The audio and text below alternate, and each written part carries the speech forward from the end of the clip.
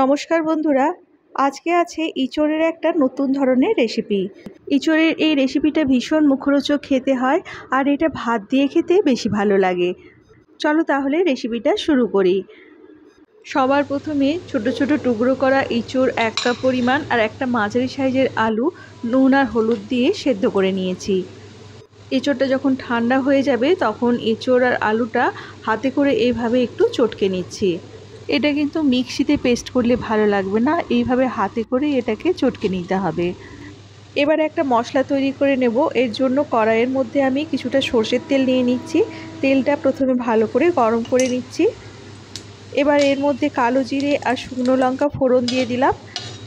কালো জিরে আর শুকনো লঙ্কাটা ভালো করে ভাজা হয়ে গেলে আমি শুকনো লঙ্কাটা কড়াই থেকে উঠিয়ে নিচ্ছি।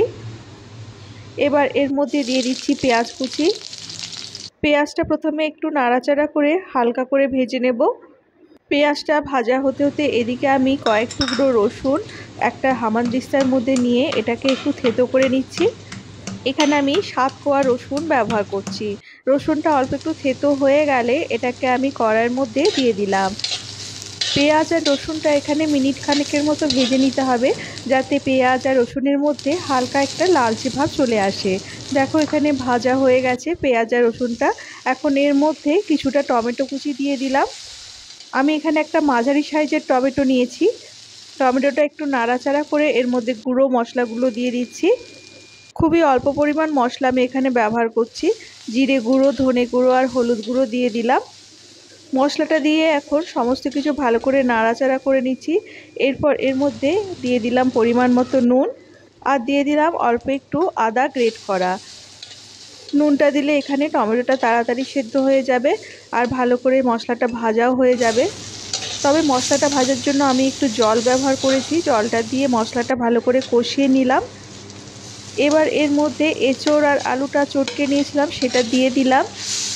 এই রান্নাটা শুধুমাত্র এঁচড় দিয়েই অনেকে তৈরি করে, তবে আমি এর মধ্যে কিছুটা আলু ব্যবহার করেছি। আলুটা দেওয়ার ফলে এর মধ্যে একটা মাখা মাখা ভাব আসবে আর এটা খেতেও বেশ মুখরোচক হবে। তবে আলুর পরিমাণটা এঁচড়ের পরিমাণের থেকে কম হতে হবে। ওর মশলার সঙ্গে মিশ্রণটা খুব ভালো করে নাড়াচাড়া করে ভেজে নেব। এদিকে যে শুকনো লঙ্কাটা তুলে নিয়েছিলাম সেটা আমি হামানদিস্তার মধ্যে অল্প একটু গুঁড়ো করে নিচ্ছি। এঁচড়টা এখানে মশলার সঙ্গে খুব ভালো করে ভাজা হয়ে গেছে আর এঁচড়টার একটা সুন্দর রঙও এসে গেছে। এখন এর মধ্যে যে গুঁড়ো করা শুকনো লঙ্কাটা আছে সেটা দিয়ে দিলাম। যদি ঝাল একটু বেশি দিতে চাও তাহলে এর মধ্যে আরও কয়েকটা শুকনো লঙ্কা ভেজে এভাবে গুঁড়ো করে দিতে পারো। এখন সবার শেষে এর মধ্যে আমি ছড়িয়ে দেব সর্ষের তেল। সর্ষের তেলটা ছড়িয়ে দিয়ে কড়াইটা ঢাকা দিয়ে দেব আর এটা 5 মিনিটের মতো রেখে দেব।